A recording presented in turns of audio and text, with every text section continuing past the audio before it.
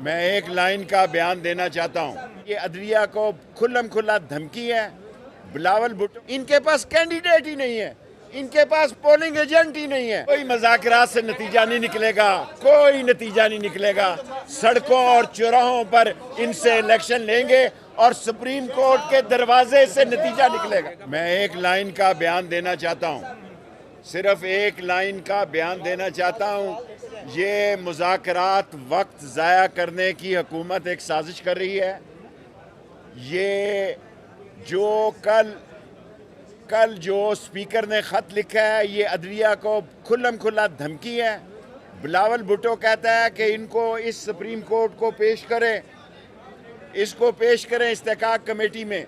ये इनकी हुकूमत की एक साजिश है कि जितने डिलेड टैक्टिक्स इस्तेमाल करके मज़ाकरात के नाम पर झांसा दिया जाए, मज़ाकरात के नाम पे धोखा दिया जाए।